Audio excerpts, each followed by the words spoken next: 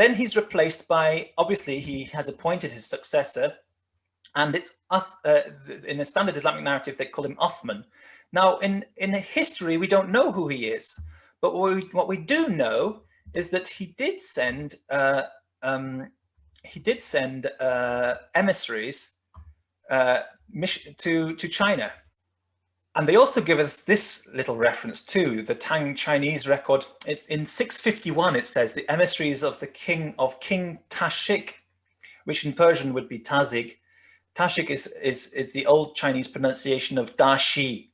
Dashi in modern Chinese, in the Tang Chinese pronunciation was Tashik, which is again Tajikistan, which Sebios is using. So it's the same. We know it's the same person, the same kingdom. They call him. They say the king's name. Well, they say his name is Tashik.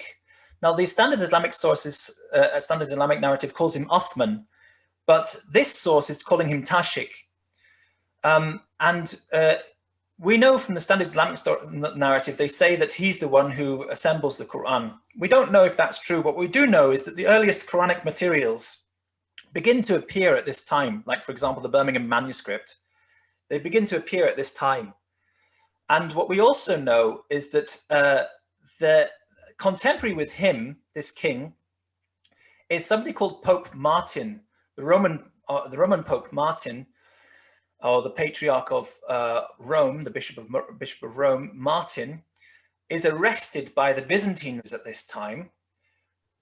And he's charged with collaboration with the Saracens because they say that he was involved in approving or granting them their tome.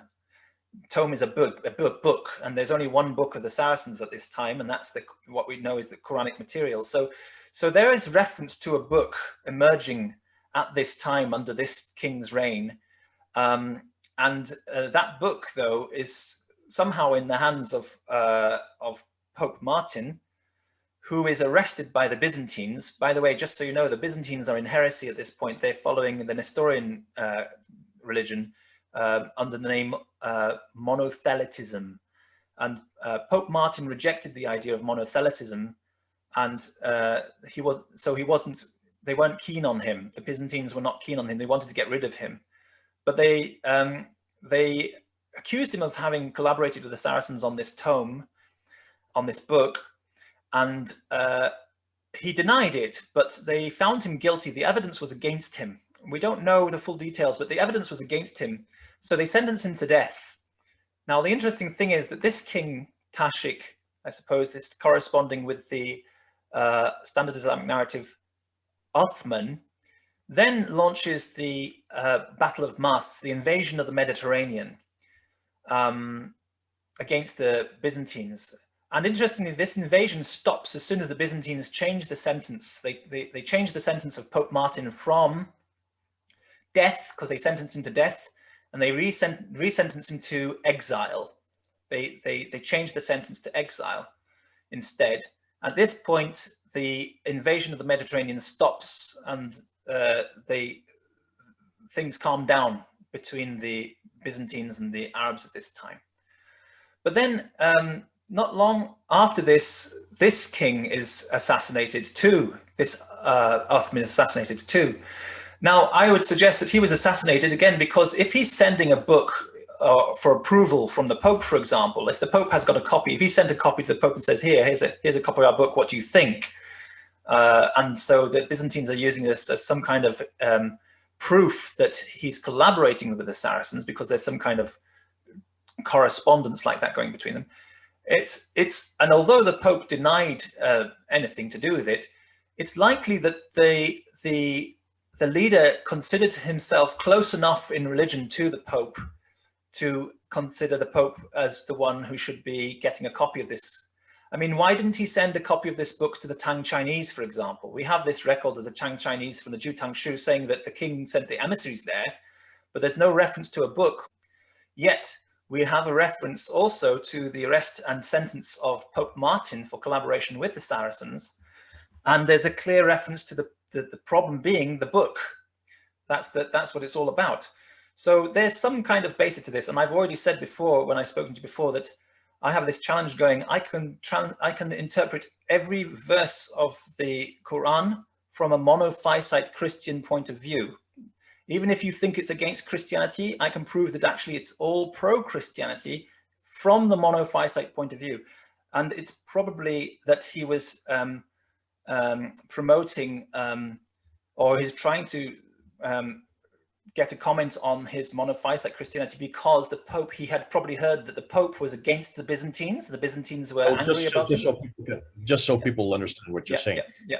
You're saying every verse, even the ones referring to all the references to, it's like chapter 33 that refer to the story about the wives of this emissary of this representative of God or the prophet of God. I can interpret it all. It's just you need to, first of all, you need to forget everything you've learned in English. And secondly, you need to throw away all of the Haruka and the diacritical markings. Then you're left with a very bare skeleton's text. And with that text, that's the original Quranic materials you're looking at here. And with that text, everything can be interpreted from an entirely monophysite Christian point of view. But it's not standard Orthodox, Oriental Orthodox Church monophysitism.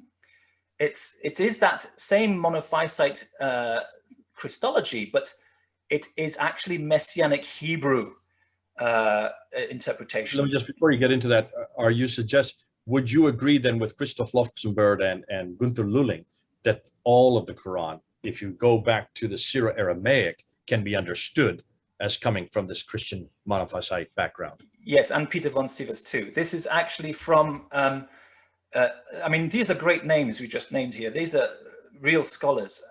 And I actually tried, the reason I got into this is because when I first read that, the claim by Christoph Luxemburg in year 2000, I thought that was insane.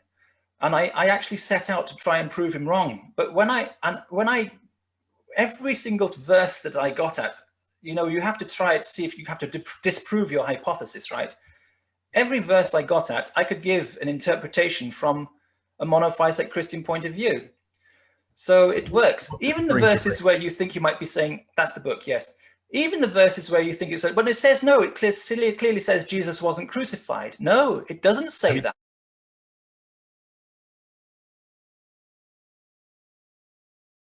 In this book.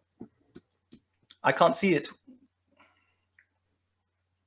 A challenge to Islam for Reformation.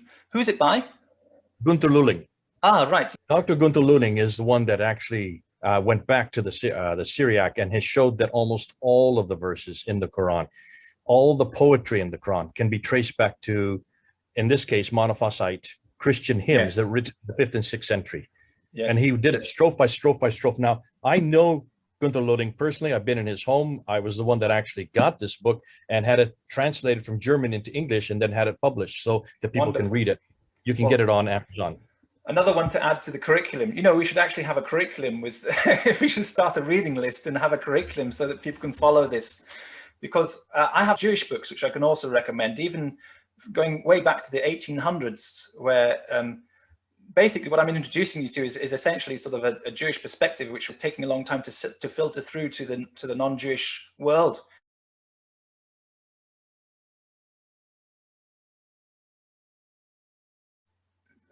So he gets assassinated too, and it's probably again because the Sadducees are not happy with this this Christian book and these two Christian leaders. The last leader converted to Christianity almost on his deathbed, practically in the last few years, and this leader was promoting a new religious book, or new Christianity, I suppose, for the Sadducees. It was a kind of a Messianic Hebrew version, but they didn't like that. So they assassinated him. And then what happens? Well, we don't know very well, but what we do know is that we have this Muawiyah establishing himself in Syria, and he definitely does not like Christians at first. But then his daughter gets possessed by a demon, and they invite a Christian priest to exorcise her. He exorcises her, and then he seems to convert to Christianity too. In the East, we have even less knowledge of what goes on, but we do know they can't hide that there was some big giant fitna, conflict going on between the East and the West. They're fighting each other at this point.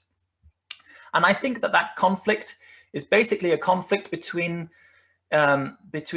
Messianic Hebrews and Sadducees. And I think what we see at the end with Abdul Malik is that he tries to sort of establish the balance. I think the monophysite Christian Hebrews were based in the East. I think that when Muawiyah finally converted, there was a period of peace until Muawiyah converts because of his daughter, because she's healed by a Christian. Yes, that's the story. Yes, because in the end, I believe they say that he starts praying in the Church of the Dormition, which is, of course, where Mary is supposed to be buried. So that is that's a big sign that he's converted, I think. So so there seem to be like periods of conflict when they are not messianic, and then they seem to be at peace when they're messianic, and then they be at conflict again when they're not messianic, and then they're at peace again. So it's like the messianics are getting suppressed, and then gradually somebody converts, and then there's peace until the next revolution. And it goes back and forth like that until I think Abdul Malik sort of comes out on top.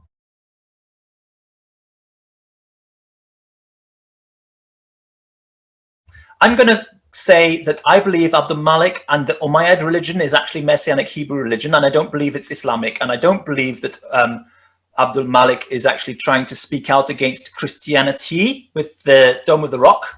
I believe that those passages on the Dome of the Rock reference to Muhammad are references to Jesus, but I think that he's promoting a monophysite view of Jesus in that Dome of the Rock, and he's trying to enforce that view.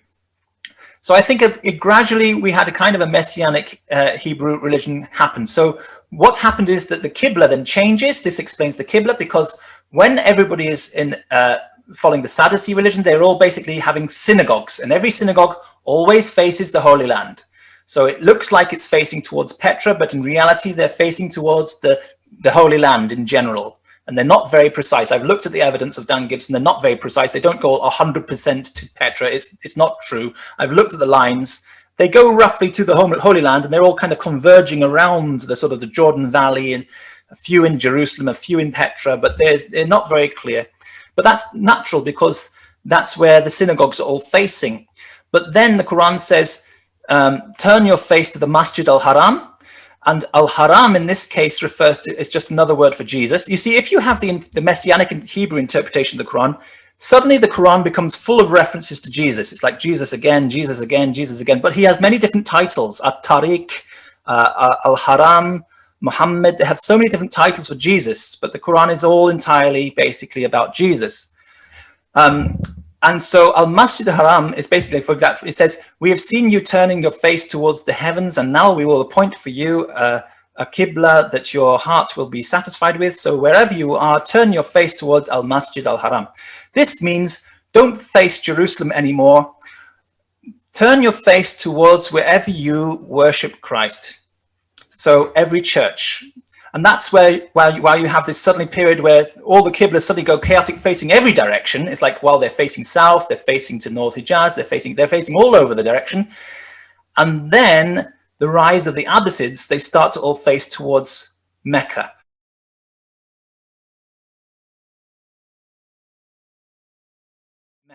So at first, all of them are facing towards Jerusalem because they're all Jews, they're all Sadducees, and they're all facing Jerusalem.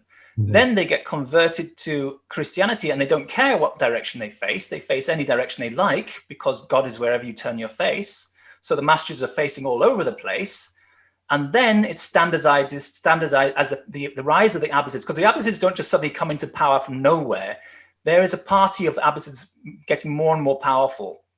And they probably herald from the Hijaz, because the Abbasids want to focus everything on the Hijaz. They're probably from the Quraysh, and so they reconstruct the story to big up their own family and how important they are. So they make everything face towards the Hijaz, and that's, Islam comes out of that. But they have to work with what they've got. They can't abolish what they've got. It's already spread too far. So it's basically a kind of a mixture of Zoroastrianism and Christianity and Judaism, and mix it all together, and there you've got Abbasid Islam. But that's not how it began. It began as a Sadducee religion. The Sadducees started converting to Messianic Hebrew belief. And then the Abbasids started to rise in power until they took control. So that's the view I have. And I know that people are going to be like shocked and saying, what? But I can explain. Look, I've been studying this since the 1990s, same as you. And I know that you used to also believe that Jerusalem was the point back in the year 2000. I know that, yes, because we're that old. So we've been through this a long time. How old are you? I don't want to say on because. Are you as old as me? I'm 67. I'm not that old, no. But okay. I was reading you. I was reading you back in 2000. So listen, Joe, this has been excellent. We've gone a long time. We're coming up on. I think I might have to cut some parts out in that. So by the time I edit it out.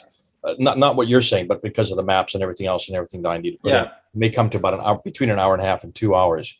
You are going to get some feedback on this, Joe. I won't respond in the comments because there is like a 20-minute video behind each point. So I'll just leave it like that. If you want me to respond to each point, I'm happy to come back and do 20-minute comment video. What we could do, let's do this. Let's do this, Joe. And now I'm talking to everybody that's watching this. People... Mm-hmm. Joe has brought out an awful lot of material, all in goodness sakes, in just an hour and a half. Brilliant stuff. Thanks so much, Joe. You're one of a kind to be able to do that. And you're bringing in a whole nother spectrum into the narrative. And that is, have we looked at the Jewish antecedents? We need to go back to the Jewish antecedents, which figure into an awful lot of this, especially the Sadducee, this very literalistic, very radical form of Judaism that was very strong up there in the East. And they are the ones that this Ummah comes out of. And it's this Ummah that we're all looking at lately. And this is what we've been looking at. Paul has brought this up. Mel has brought this up. Good old Odon LaFontaine has brought this up. Joe is bringing this up. And we're seeing to think that it is this Ummah that Thomas the Presbyter is talking about, that the Doctrine of Iacobi from 634, that Sabaeus is talking about, the Chronicles of Sabaeus. They all seem to be referring to this guy named Omar, who could be Ahmad, who could be Ambrose, who could be also Mahmet, because this is the name that he is given. Now, if that is the case, we need to try to piece together, and this is what we have said, always piece together from the material that we have. Joe has done that really well by going back and showing the other side of the history that we have kind of left out, and that is the Jewish segment that we need to look at, because that had a huge amount of impact on what was happening in the 7th century. Thanks so much for that, Joe. I'm sure some of you will not agree with him. I don't agree with everything he has said. I still believe in the Qibla facing towards Petra. That's for another argument for another day. That's not important. What is important is who is this man Umar? Who is he, and what did he do, and what kind of influence did he have? And did he become a Christian? He first persecuted them, even executed them, was changed by them, and then seems to have come on board with them. And then why was he there in Jerusalem building that structure? Obviously, that structure, that whole Temple Mount has had importance from, well, as we well know, from time. But it was abandoned. It was abandoned twice, remember, before Abdul Malik finished it off. And remember, though, Petra is Nabatea. This is where these Ishmaelite Sadducees came from.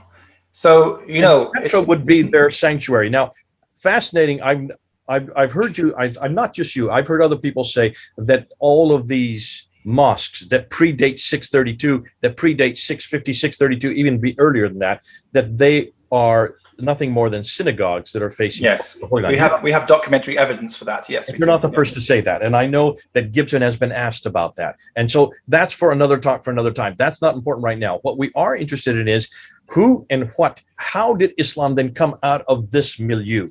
And it looks like there's a lot more that we need to unpack. I'm fascinated that you also agree with Luxemburg and also Lulling that there is a Christian element. There is a Christian element to the book that is being put together, and it looks like an awful lot of borrowing that has come there. Yeah, but it's got to be the monophysite view, because you should know this from Judaism. It's impossible in Judaism to view Jesus as a human Messiah, because the Sanhedrin has to approve him as a human Messiah. So the only option in Judaism for viewing Jesus as the Messiah is to view him as this this messianic soul, this messianic spirit, which we all know is the Messiah. We all know that the Ruach Elohim is the Messiah. We know that. So you kind of, what's the word? You kind of get around the obstacle of having to have a human Messiah confirmed by the Sanhedrin if you accept him as the spirit Messiah, which is like this monophysite view. So that's a very Jewish solution to a very Jewish problem. You know, you've got so that's why monophysite Christology works.